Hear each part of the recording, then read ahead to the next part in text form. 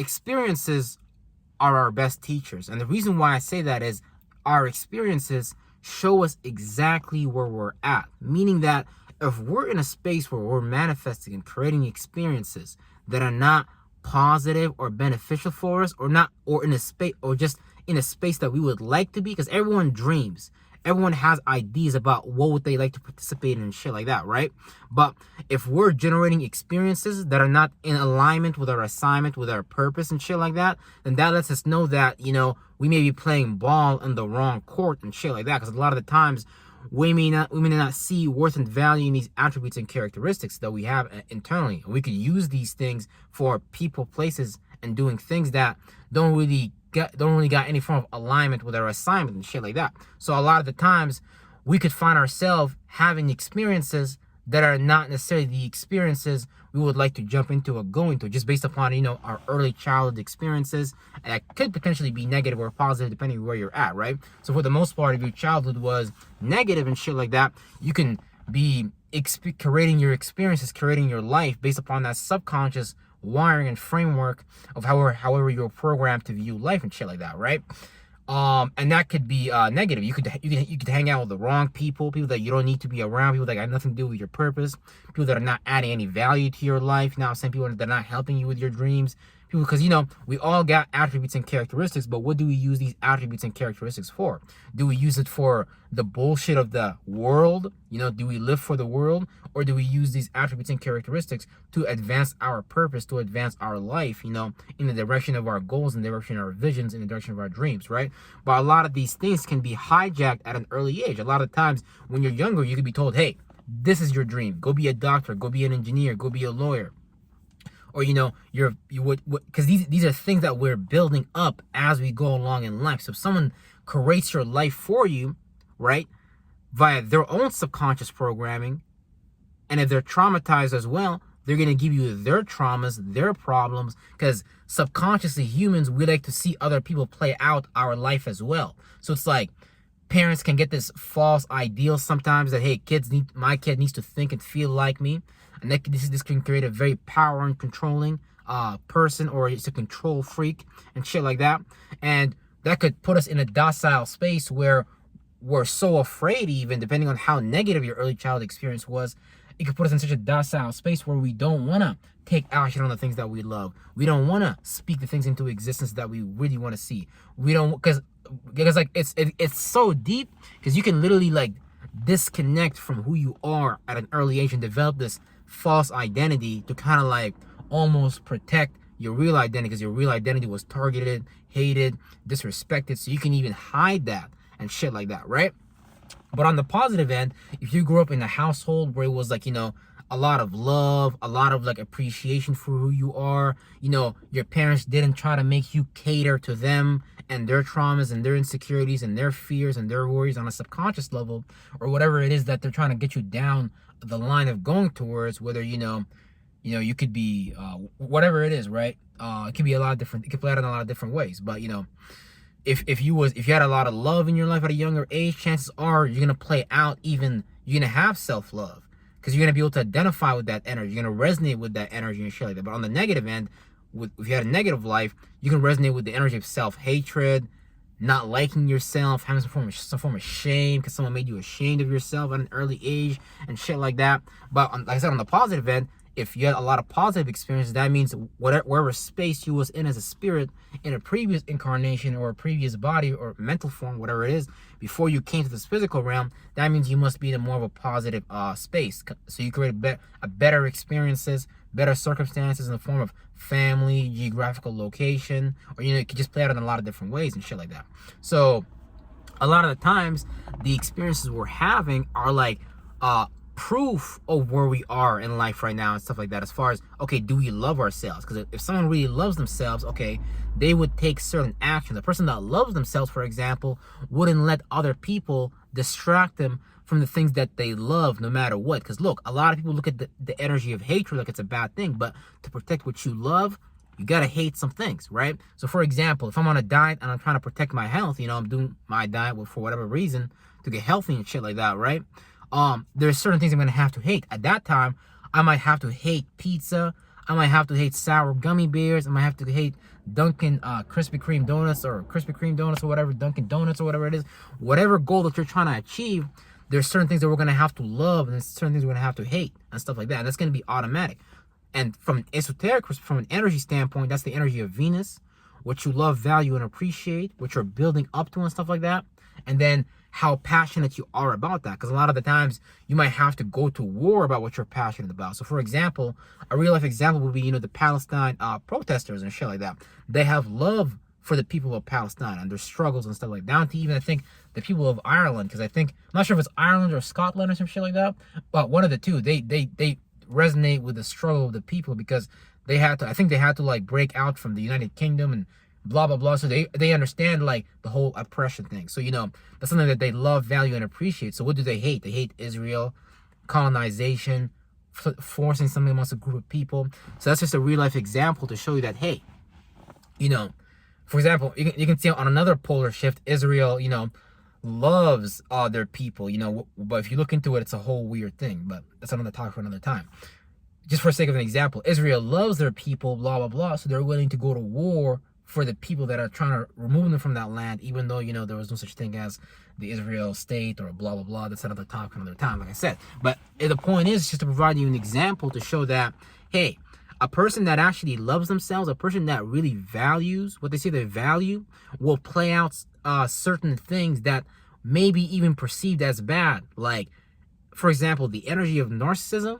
You should be narcissistically attached to your purpose, but you shouldn't be narcissistic about trying to control someone outside of you, because that's kind of fucking retarded. Because you can't control anyone, and if your parents did this to you, chances are you probably had to rebel at an extreme level and shit like that to show them that, hey, whatever they're trying to put on you, these are things that you don't even want to participate with anyways. Because someone that loves you will not need to force you to do something. And a lot of the times, if you had those experiences at an early age, you can even hang out with people that may try to force you into certain things. And it may not even look like that. They just might be aggressive about it. But at the same time, that you could accept it just based upon that being played out at an early age in your life. And then when it develops into friendships, when it develops into like relationships, whether it's a female, blah, blah, blah, you could accept these behaviors being thrown at you just based upon, not looking at the subconscious programming that we have, or or really evaluating the experiences that we have as okay, what, I'm not a big fan of those experiences. Let me explore the starting point of these things. Let me do the shadow work so I can actually uncover the hidden layers of the trauma of, why would I even take an action like that in the first place? So we can start to, deprogram ourselves from these variables that are deeply rooted on a subconscious level that fire subconsciously, unconsciously, that our conscious just may be experiencing that reality, but we might need to just go within and really be able to defragment those things and allow something new into reality. And it's all really just about paying attention and stuff like that, because when you pay attention to the reality that you don't want, you manifest that reality. Especially because the universe doesn't care. The only thing the universe cares about is what you're resonating with. Because the universe don't know what the fuck you're saying. The universe don't know what the fuck I'm saying right now. The universe don't know why you're even using these words in your head. But it does know the energy that is generating. So if you're in a state of being that's frustrating, then prepare to manifest situations where you're going to be more frustrated. But on the opposite end, if you're in a state of being of self-love, of gratitude, prepare to experience more situations where you have more gratitude. You have, you're experiencing love outside of you. Because look, you're always going to attract, you're always going to magnetize what you are, right? So if you hate yourself, you're going to find other people that hate themselves secretly, that don't like themselves, but it's going to come in whatever shape and form that they're experiencing and stuff like that, right? So we're always going to attract people that resonate with our state of being, because we're subconsciously fulfilling each other's space. Because all of us together, we work together to fulfill that illusion of light, to fulfill that illusion of an experience. So even though it could be like, you could be born into, let's say like an abusive, narcissistic family.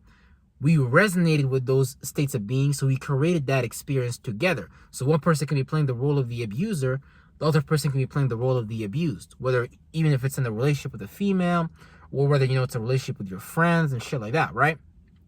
These things play out just purely based upon a state of being.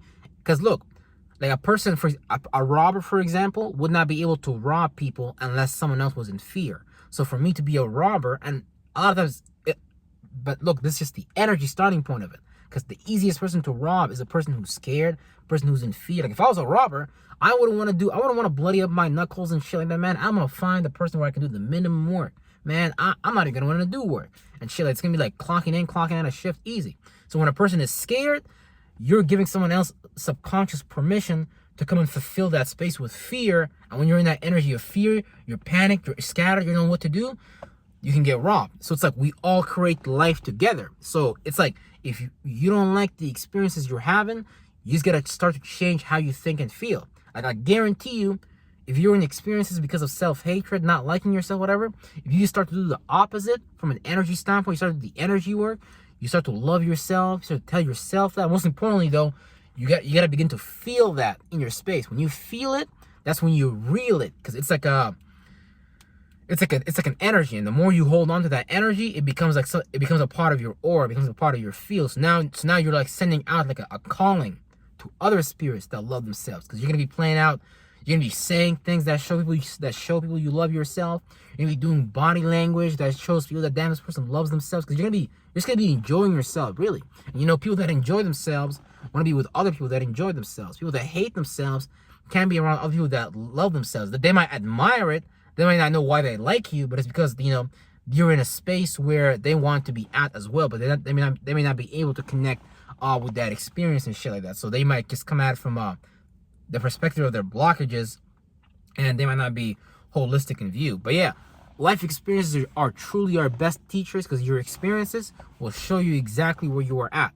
Every experience you ever had is just showing you, because you can't have that experience unless that experience resonated with you in the first place before you even experienced it and shit like that. So let's say, for example, if your manager gives you a shift at work, but you don't want to do that shift, if you don't speak up for yourself, if you don't stand up for yourself, if you don't take action, and you just accept it, that might be a clear indication that you might need to work on your solar plexus chakra, your ability to take action, to have courage and shit like that. Because sometimes that's all it takes. Because if you're too open, too vulnerable, of course someone is gonna jump in and take advantage of that and do whatever they want to do with you, based upon their selfishness. And look, it's human psyche, it's just human psychology and shit like that. Because based upon how when you interact with others, or how others interact with you, we're teaching each other subconsciously how far you can go with a person and how far you can't go with a person. Because someone else might treat someone like a bitch, but with you, they can't do that, because you're so aware, you take action, you speak up for yourself, you love yourself. You're not going to let someone else take that action towards you and violate your space and shit like that, because, you're going to be tired of those experiences and shit. But yeah, experience is the best teacher. Pay attention to every experience you have, because it's showing you where you're at. And if you don't like those experiences, that lets you know that you have a subconscious framework that might need to be transmuted into a greater framework, so you can actually begin to attract greater experiences. And it doesn't just start from the physical. It doesn't start like it doesn't really start as physical experiences all the time. It could just start off as like thoughts and feelings that are more in your benefit, instead of like, oh, I don't like myself, oh, I love myself, god damn it, oh shit. Because it's all about just perception, really. Like, for example, like this is an example, right? When I was younger, I would look at my skin color and be like, god damn it, man, I don't want to be black. Because, you would watch TV, blah, blah, black people were slaves. You would see white people on commercials, blah, blah. But it's all psychology, right? Because if you don't see yourself in a greater space, you might look down on yourself. And then in narratives of slavery, blah, blah. Point is, okay, whatever. You could see yourself in a particular way, but if you change your perception about yourself, you'd be like, god damn it, man, my chocolate skin is so beautiful. Holy crap, this is fucking so nice.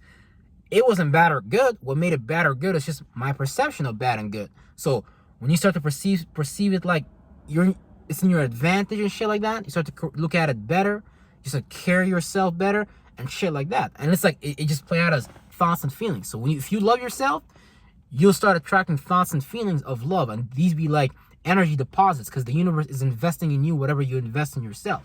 So if you actually love yourself, if you care for yourself, if you value the things that will take you to that goal, if you really build your circle of life rather than having someone else build your circle of life for you, you'll find yourself, because it's all based about input data and output data. Whatever you output as far as data as far as an external experience, is really an internal wiring and shit like that. So you start to input new information via resonating with new things and shit like that are more in your favor, that cater to whatever you're trying to manifest and shit like that. As far as yes, I can do it, rather than no, that you can't do it, no matter how much, no matter what the external world tells you and shit like that.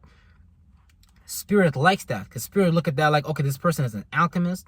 This person can transmute their perception of an experience more so in their favor and shit like that. So spirit like love with that shit. So when we resonate with something that's actually beneficial for us, it starts off on the mental level, attracting thoughts and feelings that are good for us, by slowly and surely moving our space away from those things that, you know, we don't need to be attaching to anymore, shit like that. And slowly and surely over time, you know, over a year time, or it could take you 3 months, just depending on how much you do the energy work and shit like that, you'll start to be in a new space of energy, and that space of energy will create a whole new experience. And a lot of the times, you know, we gotta practice clairvoyance as well. Sometimes you gotta be in the space of nothingness, because when you're in a space of nothingness, you're just clearing up your thoughts and feelings, you're clearing up your mind and stuff like that. And when you don't pay attention to these old things that you know could have happened, or these old deposits of emotion, it's like it's gonna leak away on its own. Because when you don't feed it, it can't grow. So when you start to give that subconscious feed to something else, hopefully something that's more in your favor, then that's gonna grow as well. But yeah, with that being said, experiences are your best teachers. Pay attention to your experiences. Your experiences are not just physical. Your experiences start in the mental realm. So analyze what you, because it's just, you know, a lot of times people are so lost in the exoteric realm, in the external realm, they might even need that as a reference point to see that, okay, hey, you know, this is where I'm at. But it truly starts in the mental world, thoughts and feelings, then it plays out physically based upon whatever our spirit can be stuck into as a blockage. But with that being said, peace out, everybody. Hope this helps someone out there. Real shit.